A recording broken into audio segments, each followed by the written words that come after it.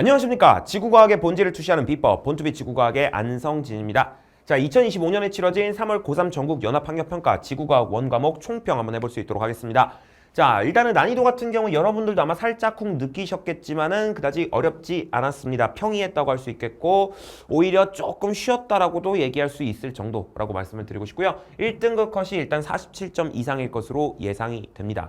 자, 최근 들어서 이 평가원 같은 경우에 그 트렌드 자체가 약간 이렇게 계산의 까다로움을 이용해가지고 약간 시간을 좀 이렇게 잡아먹게 하거나 아니면 이 4페이지에 나오는 이 고난도 문제들의 복잡도를 엄청나게 올려놔가지고 좀 이렇게 학생들한테 좀 애를 먹게 하는 뭐 그러한 트렌드를 최근 들어서 보이고 있는데 이번 산모에서는 그러한 트렌드가 드러나지는 않았고 좀 전반적으로 무난하게 풀리는 문제들이 배치되었다라고 생각을 해주시면 될 것 같습니다. 자, 문항별로 코멘트를 한번 드려보자라고 한다면 일단 8번 문제가 좀 눈에 띄는데요. 헤들리 순환과 극순환을 구분해야 되는 자료 해석형 문제였는데 이게 이전까지는 한 번도 기출에서 출제된 적이 없는 그런 자료였거든요. 물론 저의 관연도 모의고사에서 출제된 적이 있긴 한데 아무튼 간에 교육청이나 평가원에서는 지금까지 한 번도 출제가 된 적이 없었던 자료였기 때문에 아마 여러분들이 좀 낯설게 느꼈을 거고 해석하는데 약간 애로사항을 겪으셨을 겁니다. 자, 기본적으로 대기와 해수를 합쳐서 얘기를 했을 때 그리고 연평균으로 얘기했을 때 이 에너지 수송량이 위도 38도 부근에서 최대이다라는 것만 잘 떠올려 주신다면 적절하게 자료를 해석해가지고 충분히 판단할 수 있는 문제이긴 했는데 아무래도 그 과정이 그렇게 쉽지만은 않았을 거예요. 그래서 조금 이렇게 좀 애를 먹으셨을 것 같다라는 생각이 드는데 기본적으로 내가 배운 개념을 처음 보는 그런 자료 상황에 적절하게 적용을 해가지고 올바르게 이 자료 상황을 해석해내는 것 이것이 궁극적으로 지구과학에서 요구하는 능력이거든요. 그렇기 때문에 이 8번 문제가 그러한 어떤 능력이 필요함을 보여주는 아주 대표적인 문제라고 할 수 있기 때문에 내가 이 문제를 만약에 푸는데 애를 먹었다라고 한다면은 내가 어째서 이 문제를 푸는 과정에서 그 개념을 떠올리지 못했을까 이런 부분도 한번 고민을 해보시고 앞으로 이렇게 새로운 문제 상황이 딱 맞닥뜨리게 되면은 결국에는 우리가 안 배운 걸 뭔가 묻지는 못할 테니까 어떻게든 우리가 배운 내용을 적용을 해가지고 이 자료상을 어떻게 좀 해석을 해봐야 되겠다라는 그런 어떤 마인드 오케이? 그런 태도, 그런 걸 가져주시는 게 좀 좋지 않을까라는 그런 생각이 좀 들어. 그리고 그런 능력을 개발하기 위해서 또 우리가 앞으로 남은 시간 동안 또 노력을 해주셔야 되겠고요. 아시겠습니까? 근데 이게 되려면 일단은 어떤 부분에 어떤 개념이 있고 이런 게 머릿속에 좀 정리가 잘 돼 있어야 되겠지. 그렇기 위해 이 개념을 꼼꼼하게 학습을 해줘야 된다라고 제가 이 연초부터 계속 말씀을 드린 거고요. 그죠?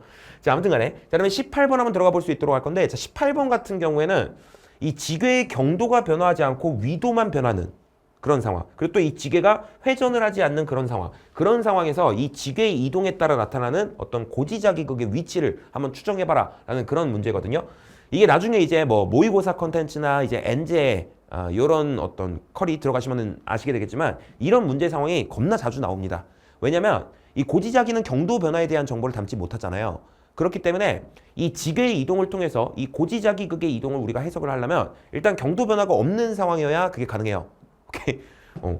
아니면은 뭐 얘가 어떤 식으로 경도가 변화했는지를 알려주거나 그거 이제 뭐 회전 중심을 딱 설정하고서 이 지게는 회전 중심을 중심으로 회전하였다라는 식으로 알려줌으로써 그 경도 변화에 대한 정보를 주기도 하고 그러거든. 근데 아무튼 간에 그런 맥락 때문에 경도 변화가 없는 그런 상황이 자주 출제가 되고요. 또 이 지게가 위도가 변화할 때도 고지자기극의 그 위치가 변하지만 이 지게가 회전을 하는 경우에도 고지자기극의 위치가 바뀔 수 있거든.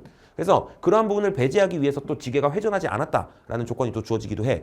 그래서 이런 조건이 주어진 상태에서 이 고지자기극의 위치를 추정하는 이런 문제가 겁나게 자주 출제가 되는데 뭐 기본적으로 사실 이 고지자기극에 대해서 내가 올바르게 개념을 이해하고 있다. 그 다음에 이 문제의 상황을 올바르게 뭐 파악을 했다라고 한다면 뭐 사실 그렇게 뭐 크게 어렵지는 않은 문제입니다. 조금만 생각하면 충분히 풀 수 있는 그런 문제인데 다만 이 문제풀이 속도를 조금 줄여주어야 우리가 조금 더 고난도 문제가 나왔을 때 거기에 시간을 좀 더 투자를 할 수가 있겠지. 그지? 그래서 이 18번 문제 같은 경우에는 어떻게 하면 내가 최대한 간결하게 이 문제를 좀 해결할 수 있을까? 그런 고민을 이제 시험 후에 문제를 분석하는 과정에서 좀 해보시면 좋을 것 같다라는 생각이 들고요. 제가 해설 강의에서 말씀을 드렸어. 이런 유형의 문제가 나올 때 이 논리대로 문제를 풀면 조금 더 간결하게 풀 수 있습니다. 라는 어떤 일반화된 논리를 좀 소개를 시켜드렸는데 그거 한번 보시면서 뭐 그것도 일종의 스킬이라고 할 수 있겠죠. 그런 스킬들을 조금 이렇게 습득을 해주시고 그런 스킬들을 통해서 이런 복잡한 문제 상황을 좀 더 단순화해가지고 문제를 풀어주신다면 앞으로 또 대비하는 데 좀 도움이 되지 않을까. 오케이? 그런 생각이 좀 듭니다. 그다음에 20번 같은 경우에는 도플러 효과를 이용한 외계행성 탐사 방법 문제가 나왔는데 제가 개념 단계에서부터 그리고 기출 단계에 거치기까지 계속해서 소개를 드렸던 이 그림자 투영법이라는 스킬을 적용하면 매우 직관적으로 문제를 풀 수 있는 그런 상황이 출제가 되었습니다. 제가 해설 강의에서 되게 친절하게 알려드렸기 때문에 해설 강의 보면서 이 그림자 투영법을 이렇게 적용을 하면은 이 문제가 이렇게 좀 직관적으로 풀리는구나 라는 거를 조금 느껴주시면은 좋지 않을까. 그리고 만약에 내가 그림자 투영법을 충분히 개념 단계랑 기출 단계에서 학습을 했는데 이 문제에서 적용하는데 실패했어 라는 분들은 제가 이 그림자 투영법 특강을 또 따로 올려놨거든요. 오케이? 그거 수강해 보시면서 좀 연습을 해주시면 어떨까라는 생각이 들고 또 해설 강의 보면서 이 문제에서는 이렇게 적용될 수 있구나 라는 거를 꼭 깨닫고 연습하시고 넘어가시길 바라. 아시겠습니까? 그렇게 말씀을 조금 드리고 싶어요. 이 그림자 투영법이 뭔가 이렇게 제가 막 그림 쓱쓱 이렇게 그리는 것 같아서 약간 이렇게 처음 해볼 때는 좀 복잡한 것 같은데 이런 생각이 들다가도 일단 한번 이해가 되면은 사실 굳이 그림을 그리지 않아도 머릿속에서 스스스 되는 것이기 때문에 이게 체화가 되면 정말 문제풀이 속도가 좀 빨라져. 오케이? 그래서 조금 추천을 드리고 싶다라는 말씀을 좀 드리고 싶어요. 자, 그다음에 이제 앞으로의 대비 방향을 좀 말씀드릴 건데 이번 3모를 좀 잘 보신 분들도 계실 거고 좀 못 보신 분들도 계실 거예요. 자, 잘 보신 분들은 일단 잘했다라고 칭찬을 조금 드리고 싶고 분명히 이제 우리한테 다가올 6모, 9모, 수능 이거는 이 3모보다는 훨씬 어려울 것이란 말이에요. 그렇기 때문에 좀 고난도 문제 상황을 대비하는 그런 연습이 좀 필요하겠다라는 말씀을 좀 드리고 싶고 다양한 문제 상황을 만나보면서 내가 가진 개념을 적재적소에 적절하게 한번 적용을 해가지고 이 복잡한 문제 상황을 해결을 해내보고 또 그 과정에서 어떤 일반화된 논리라든가 스케일 이런 것들을 체화하고 연습해 주시면은 충분히 앞으로 좀 더 이렇게 난이도가 높아질 그런 시험에도 대비할 수가 있다라는 말씀을 좀 드리고 싶어. 그리고 그런 관점에서 이제 곧 있으면 아스트라 심화 기출이라는 강의가 개강을 할 거거든요. 거기서 문제 난이도가 진짜 상당할 거야.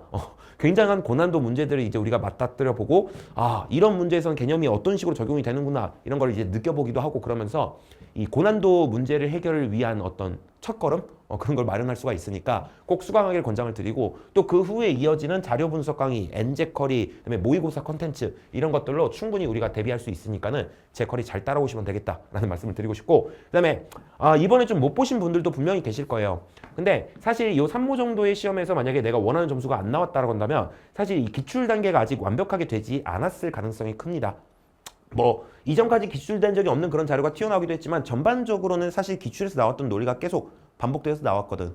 그렇기 때문에 내가 만약에 이번 시험에서 좀 잘 못 봤다라고 한다면은 내가 그동안 풀었던 기출 문제들 다시금 좀 돌아보면서 내가 이 모든 기출 문제들의 어떤 문제 상황과 논리를 좀 제대로 이해하고 있는지 그런 것들을 좀 점검해보는 시간을 갖는 것이 좋지 않을까라는 그런 말씀을 좀 드리고요. 만약에 내가 개념학습만 하고 기출학습을 아직 안 한 상태야. 그런 분은 서둘러서 일단 기출학습부터 빨리 하세요. 오케이? 그런 말씀을 좀 드리고 싶습니다. 지구과학은 일단 개념 기출이 탄탄하게 되어 있어야 그때부터 뭘 할 수 있어. 아시겠어? 그렇기 때문에 일단 아직 개념 기출이 완벽하게 되지 않으신 분들은 정말 아무리 늦어도 6모 전까지는 개념 기출 1회독 이상은 해야 되겠다라는 생각으로 1회독 이상은 해야 되겠다라는 생각으로 서둘러서 학습을 좀 해주시기를 부탁을 드린다라는 말씀을 드리고 싶고 개념 기출이 어느 정도 되었다 싶은 학생들은 제 커리 계속 따라오면서 이제 수강을 해주시면 될 것 같습니다. 아시겠죠? 오케이. 그럼 이 정도로 해가지고 총평 마무리할 수 있도록 하고요.